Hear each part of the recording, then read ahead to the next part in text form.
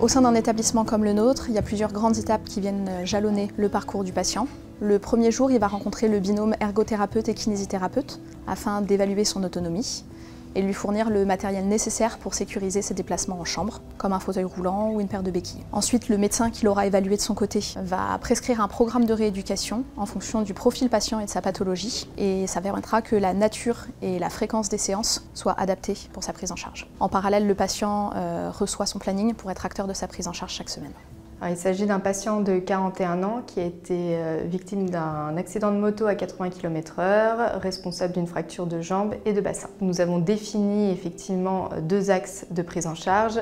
Le premier axe étant vraiment médical, où on vient prévenir les complications de l'immobilisation. On vient également s'occuper de la douleur. Donc, ce qui nous a permis effectivement de déterminer une deuxième phase qui est la rééducation. Il a été pris en charge par un kinésithérapeute et des APA pour une prise en charge complexe puisque le patient n'avait pas eu d'appui pendant 6 semaines. En tant que kinésithérapeute, j'accompagne le patient dans sa rééducation. Nous travaillons la restauration des forces, la restauration des amplitudes également et des différents éléments qui peuvent restaurer l'autonomie antérieure du patient. Durant la séance de rééducation, nous allons commencer par travailler en mobilisation passive, puis progressivement le patient va travailler en actif aidé en utilisant des dispositifs de rééducation adaptés tels que des élastiques pour faciliter la flexion dorsale de cheville. Durant les séances de renforcement musculaire en groupe, l'usage du petit matériel est plus adapté à ce stade pour le patient. Et durant la séance individuelle, on préconise des exercices de renforcement musculaire des ischio et du quadriceps pour prévenir la fonte musculaire. Les différents professionnels se coordonnent au cours de réunions multidisciplinaires, donc avec le médecin et les différents rééducateurs, où on va venir discuter effectivement de l'évolution du patient. L'objectif final étant bien sûr de récupérer, en tout cas de se rapprocher de son autonomie antérieure.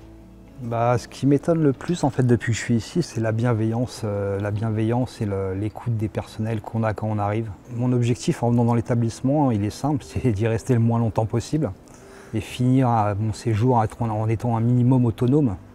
J'aurais jamais pu imaginer ma rééducation ailleurs que dans un SMR. Et puis même tout simplement l'impact que ça aurait pu avoir sur mes proches. J'envisage mon retour à domicile plutôt positivement, en tenant compte bien sûr de l'amélioration, de la cicatrisation, de toutes mes diverses fractures et de la mobilité que j'ai pu aussi gagner grâce aux soins que j'ai pu recevoir dans l'établissement. Vu l'état dans lequel je suis d'avancement et de guérison, ouais, c'est plutôt objectif. Donc je reste plutôt serein sur ce point de vue-là.